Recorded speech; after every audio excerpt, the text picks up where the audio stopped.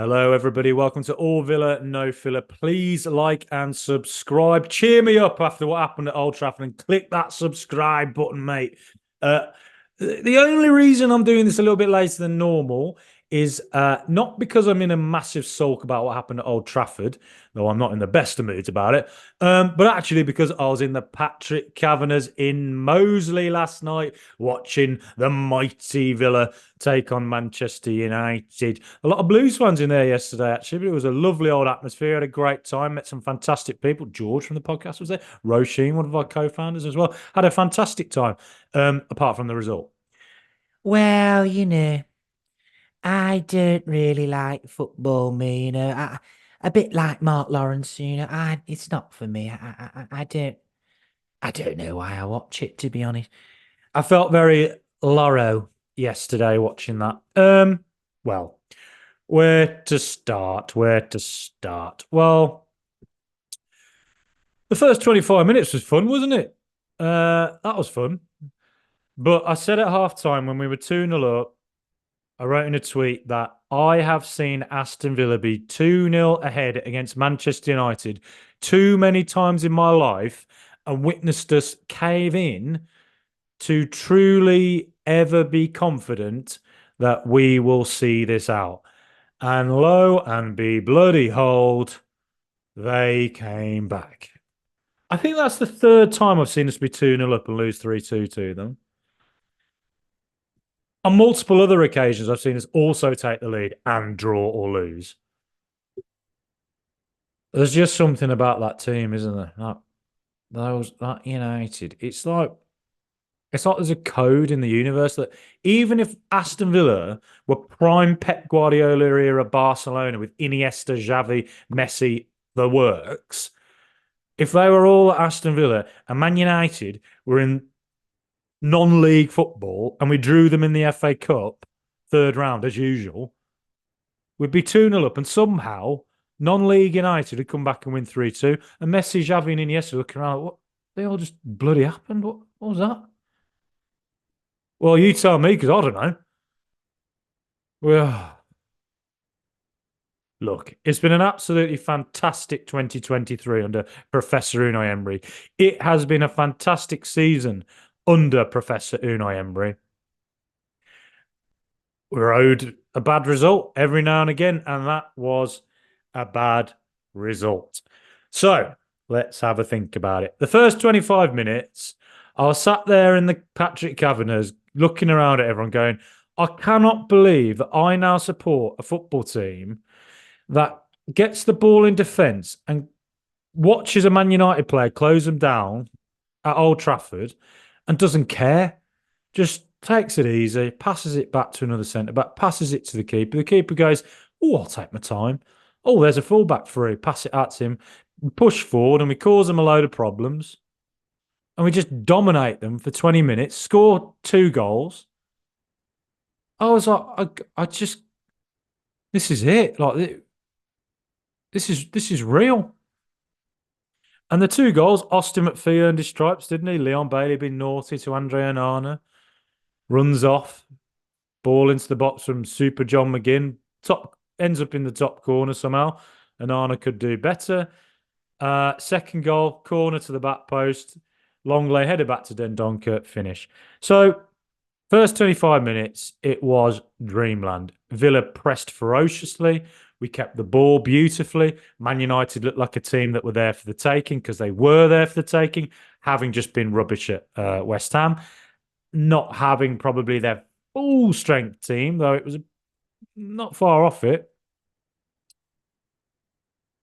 And then I cannot tell you because I don't really know why, but Aston Villa, who have not been the Villa of old, we keep saying this, don't we? The Villa of old would do this, the Villa of old would do that. Professor Unai's Villa don't do this. Somehow we reverted to the Villa of old. And for the final 15 minutes of the first half, for some reason, allowed Manchester United to just come back into it and to outfight us. It kind of felt like that, didn't it? Outfighting, which is a very Steven Gerrard way of looking at the world, isn't it? I just need a moment of magic. I just need better players. I just need, players to work harder. Yeah, well, it's all well and good working hard when your team structure's garbage and you can run around.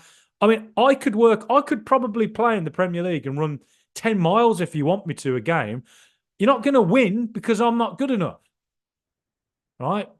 But yesterday did feel a little bit like, after that first 25 minutes, they did kind of just overpower us and overwhelm us. And it got into our heads a bit. And the comfort we were showing on the ball in the first 25 minutes evaporated because we started to just get a little bit jittery on the ball, didn't we? When we passed it into Leon Bailey in the first 25 minutes, he was selling his man one way, he was keeping the ball, he was making his passes. But then when it got to him after the 25-minute mark, it just wasn't quite sticking, or he'd look up and the pass wasn't on. It was like United had worked out the press instruction and what to do, or they were working a little bit harder. We'd knock a ball at Solly Watkins, who was just not there. Jacob Ramsey was kind of anonymous. But the thing I really noticed, and bearing in mind I'm in a pub, and there's lots of people in there singing and dancing and, lots of chat going on. So it's a bit harder to kind of focus on the tactical minutiae of the game. But what I did observe was something I think I observed at Newcastle when we lost 5-1, and something I think I observed at Anfield when we lost 3-0. And that was that Douglas Luiz looked very, very lonely in the centre of the park. Boubacar Kamara being missing obviously is a big miss. We simply can't replace him. For years we were crying out for a CDM. We finally got one, and he's made a massive difference to the team. Sadly, he got a very foolish red card, and I think we missed him against Sheffield United, and I think we missed him. Again at Old Trafford. But it felt like Luiz and Dendoncker were very far apart. And it felt like Dendoncker just didn't have the pace and physicality to kind of ferociously press for 90 minutes in the way you think Kamara can. And he's not as good on the ball as Kamara, as simple as that. But it did feel like him and Luiz were miles apart from each other. And it felt like Luiz just looked really lonely. He's on a dating app and no one's matching with him. He's an island in the middle of the Pacific Ocean, Easter Island, looking around thinking, where is everybody? And looking around, and there's boats have sailed in from all over. And he's like, well, who are all this lot? What? Where's all my teammates? Because you saw it when Diego Carlos made that very silly pass into the feet of Luiz when he clearly was not the pass to make. Because again, he got jumped on by Bruno Fernandes, and he had multiple Manchester United players around him. It felt like there were just a lot of players around Luiz, and there were very few Villa players for him to pass to. It felt like Villa had a lot of the ball in defence, but looking forward after the 25-minute mark, it just felt like I absolutely have no idea where to pass this. And that's partly credit to Manchester United, who fought back very, very well. But it's also partly similar to what happened at Liverpool and Newcastle. So you think, is this something we need to work out? Because if this is a thing you can do to Villa, where you can swamp them in the middle, well, then United won't be the last team to do it to us. There will be other teams who start doing this. So definitely something to think about there. But it just felt like the passing out from the back, there was nothing on after the 25-minute mark to me. It felt to me also like Concert was quite isolated out there on the right. I think he did a good job against Rashford for the most part, but it felt like he had a lot to do. Not only trying to press forward, but also covering Rashford, who always wants to bomb in around over the back. And I said on the podcast the other day, I think what United are going to try and do is they might actually cede more possession than usual. It turns out they did. They only had 45% to our 55%. and they might sit a little deeper. And then once they win the ball back, very quickly they'll knock it over the top, which is exactly what they did last year to us at Old Trafford when they won 1-0. And it's also what they just did. They did it on occasion yesterday. A lot of the time we caught them offside in the first half.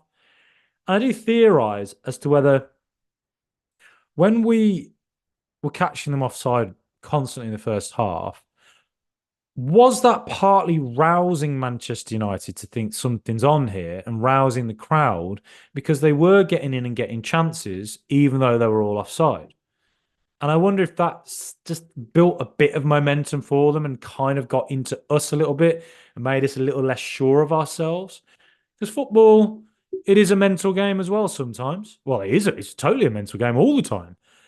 And I wonder whether sometimes you just got to say a team just outdoes you physically and mentally.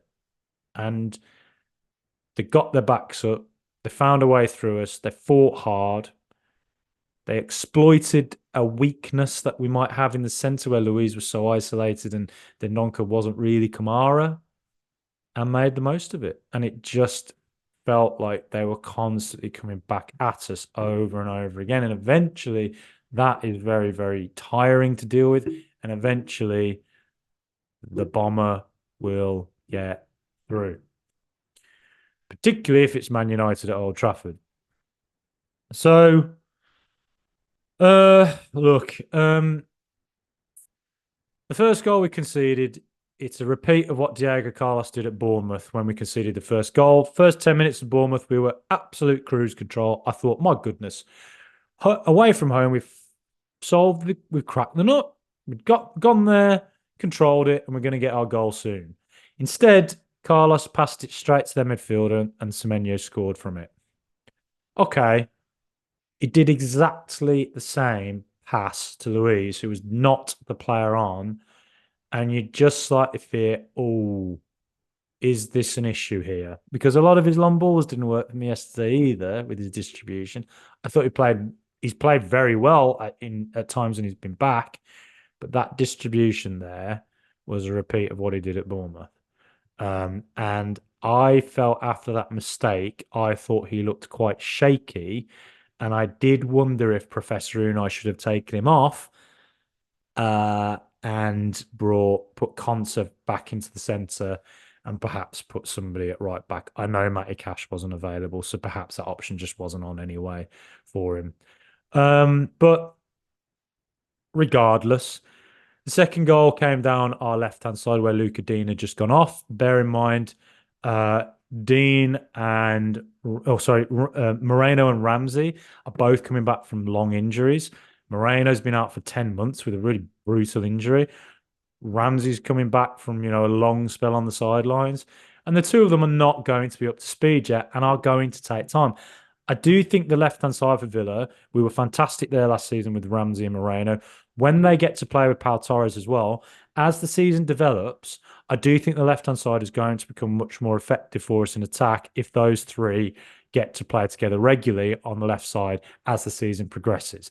I think that's where Villa will become much more threatening than we perhaps have been for most of this season, just because of the volume of injuries we've had out there. But yesterday, I thought Ramsey was anonymous.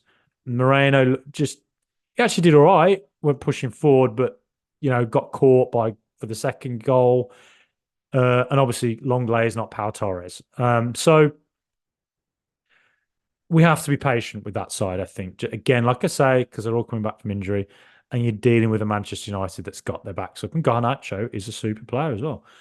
And then the third goal, this is where I am pretty frustrated as well, is that this is not the first time we've conceded a goal where a corner's come into the area. We've managed to kind of head it away the first time, and then the ball falls and the opposition team scores. Tottenham did it to us through Lo Celso. Liverpool did it to us through Szoboszlai.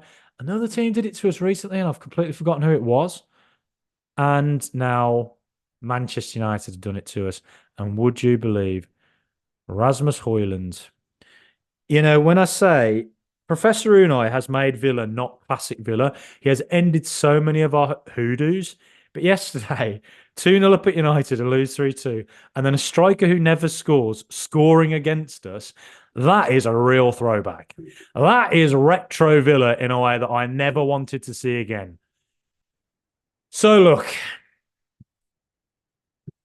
I thought something went wrong in the centre of the park. I think we just seeded. It was like a game of Risk where they threw all their men into, you know, the centre of the board, and you kind of look around going, "Oh bloody hell, I'm surrounded now." Uh, and we had no real options to play through our passing channels. And Longley obviously isn't as good a distributor as our Torres, who may have helped solve some of those issues by pressing forward and pushing a ball, into Ollie Watkins's feet. Because Watkins, to me, kind of looked anonymous yesterday. Didn't really see him involved at all, from what I can remember. But first 25 minutes, great. Jekyll, second 75 minutes, Mr. Hyde. I can't even remember which was the good guy and the bad guy in that scenario. But whichever way it was, you know what I mean. Um, got to bounce back from it. I'm wearing my scarf here, and I've just worn it around Solihull Town Centre because I wanted to prove, just in case any of these blue noses walking around seeing me and they're like, give me a bit of abuse for the result. I'm wearing the I'm proudly wearing my Villa stuff around, and I saw a fair few Villa fans walking around Solihull too. So we're all loud and proud still. Burnley next. Do you know what? Classic Villa would be to then go on and get a really disappointing result against Burnley in a game where you're absolutely expected to win. In the Martin O'Neill era, that is what we would have done. And that is why we didn't get into the Champions League places, right? Surely Villa have to look at Burnley and think they will try to play against us. We have to be able to outplay them and just beat them in the way we beat them at their place. But they have just got an away result at Fulham, a 2-0, right? And Fulham had just come off the back of two great results. So Burnley, do not underestimate them. They will fancy their chances now. Sheffield United have showed a template to play against if you're the team that you think is going to cede more of the possession, the 5-4-1. A few teams have done that low block to us and we've struggled to break through it. So that's something to learn from. Manchester United away, Liverpool away, Newcastle away, swamped in the middle. Swamped in the middle. And then as soon as they swamp us there and they get into their pressing structure, we struggle to play out from the back. That is something else that we need to fix. I'm sure Professor and I will. So they're, in the second half of this season has been brilliant. But obviously teams are going to have a better template to play against us, I think. And that's just something we have to deal with. That's the nature of being a really good side. Teams prepare better for you. I think we'll bounce back against Burnley. I think we will. I back these players. They've bounced back from, tribulations before. That is a brutal result, being 2-0 up at Old Trafford and losing 3-2. That is tough. So mentally, it's a lot to deal with. And we've had a lot of games this month. And we were missing Kamara, Pau Torres, Buendia, obviously Mings isn't there. You're missing Ramsey and Moreno both coming back from injuries. So, but at the same time, a lot of other teams have got injuries. Tottenham have had a load of them. United themselves have had a load of them.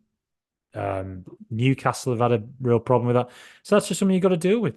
And, a lot of games this month. It's been a fantastic month. Some amazing results. But let's end it really positively with a result against Burnley, who, like I say, will try and take it to us. And, don't underestimate them at all. But you know what? Don't underestimate this Aston Villa team. Don't underestimate Professor Unai. Let me know what you think the score will be. Let me know what you think went wrong at Old Trafford. But hey, we're thinking positively.